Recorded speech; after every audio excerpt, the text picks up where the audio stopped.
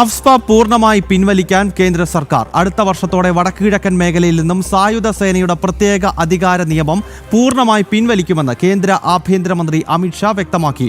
വടക്കുകിഴക്കൻ മേഖലയുടെ 80% ഭാഗത്ത് നിന്ന് അഫ്സ്പ ഇതിനകം തന്നെ നീക്കം ചെയ്തിട്ടുണ്ട്. ആദർശ് TS ഒരിക്കൽ കൂടി ചേരുകയാണ്. ആദർശ്, 2015 ആദ്യം നമുക്ക് പ്രതികരണം കാണാം, അതിനുശേഷം ആദർശിലേക്ക് പോകാം.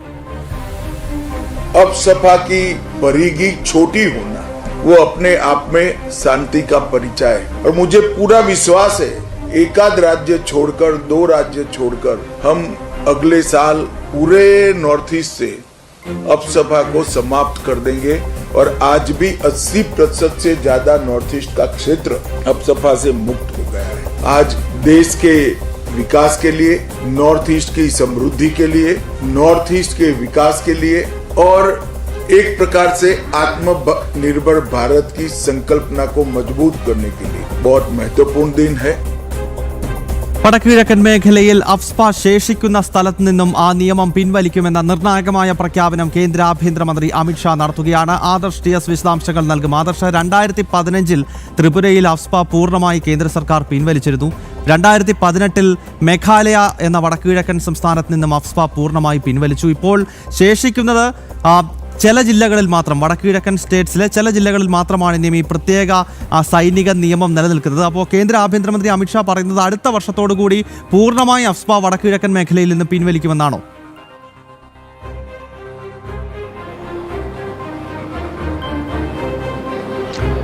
ഗൗതം, 1-2 സംസ്ഥാനങ്ങൾ ഒഴികെ എന്നുള്ള കാര്യം അമിത്ഷാ പറഞ്ഞിട്ടുണ്ട്. എന്നാൽ അടുത്ത വർഷത്തോടു കൂടി അഫ്സ്പ പിൻവലിക്കും എന്ന് അമിത്ഷാ വ്യക്തമാക്കുകയും ചെയ്യുന്നുണ്ട്. മാത്രമല്ല 80% വടക്ക് കിഴക്കൻ മേഖലയിൽ ഇപ്പോൾ സമാധാനമുണ്ടായിട്ടുണ്ട് എന്നുള്ള കാര്യം അമിത്ഷാ ചൂണ്ടിക്കാട്ടിയിട്ടുണ്ട്. മാത്രമല്ല വിഘടനവാദ സംഘടനകൾ, ഏകദേശം 12ഓളം വിഘടനവാദ സംഘടനകൾ സർക്കാരുമായി കരാറിൽ ഒപ്പിടുകയും അവർ സമാധാനത്തിൻ്റെ പാത സ്വീകരിക്കുകയും ഈ വിഘടനവാദികൾ ആയുധം വെച്ച് കീഴടക്കുകയും ചെയ്തു. അപ്പോൾ ഈ ഒരു സാഹചര്യത്തിൽ വടക്ക് കിഴക്കൻ മേഖലയിലാകെ സമാധാനം പുലരുന്ന കാഴ്ചയാണ് കാണാൻ കഴിയുന്നത്. മാത്രമല്ല ആത്മനിർഭർ ഭാരത് പറഞ്ഞുകൊണ്ട് വടക്ക് കിഴക്കൻ സംസ്ഥാനങ്ങളിലെ വികസനവും അവിടുത്തെ സമൃദ്ധിയും ഒക്കെ ഉറപ്പാക്കുന്നതിനുള്ള കടുത്ത നടപടികൾ അത് സ്വീകരിച്ച് മുന്നോട്ട് പോകുന്നതിന് കേന്ദ്ര സർക്കാരിന് കഴിയുകയും ചെയ്തു. അവിടുത്തെ ജനങ്ങളെ വിശ്വാസത്തിലെടുത്തുകൊണ്ട് സർക്കാർ പോകുന്നു എന്നതാണ് അവിടെ സമാധാനം പുനഃസ്ഥാപിക്കുന്നതിനുള്ള ഏറ്റവും പ്രധാനപ്പെട്ട ഒരു കാരണമായി മാറുന്നത്. കാരണം നേരത്തെ പലപ്പോഴും ഈ വടക്കുകിഴക്കൻ സംസ്ഥാനങ്ങളിലെ ജനങ്ങൾക്ക് അവർക്ക് ഭരണകൂടത്തോട് താല്പര്യമോ ഭരണകൂടത്തോട് യാതൊരു വിശ്വാസമോ ഇല്ലാത്ത ഒരു കാഴ്ചയാണ് കാണാൻ കഴിഞ്ഞത്. അപ്പോൾ ആ ഒരു സാഹചര്യമൊക്കെ മാറി വരുന്നു. ഇപ്പോൾ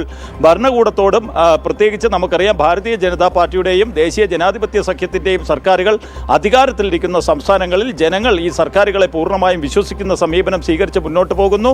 ഈ ഒരു സാഹചര്യത്തിലാണ് അമിത്ഷായുടെ വാക്കുകൾ ഏറെ പ്രസക്തമാകുന്നത്. കാരണം അമിത്ഷാ തന്നെ പറയുന്നുണ്ട് പൂർണ്ണമായും അഫ്സ്പ പിൻവലിക്കുന്നതിനുള്ള നടപടികളിലേക്ക് സർക്കാർ കടക്കുകയാണ്. 1-2 സംസ്ഥാനങ്ങൾ ഒഴികെയുള്ളിടങ്ങളിൽ നിന്ന് എന്തായാലും അടുത്ത വർഷത്തോടു കൂടി അഫ്സ്പ പിൻവലിക്കും. മറ്റ് ചിലയിടങ്ങളിൽ അവിടെ വിഘടനവാദ പ്രശ്നങ്ങളുണ്ട്, അത് പരിഹരിക്കുന്നതിനുള്ള ശ്രമങ്ങൾ കേന്ദ്ര സർക്കാർ നടത്തുന്നുണ്ട്. വിഘടനവാദികൾ ആയുധം വെച്ച് കീഴടങ്ങുന്നുണ്ട്, അവർക്ക് പുനരധിവാസം അടക്കമുള്ള കാര്യങ്ങൾ സർക്കാർ ഉറപ്പ് നൽകുന്നുണ്ട്.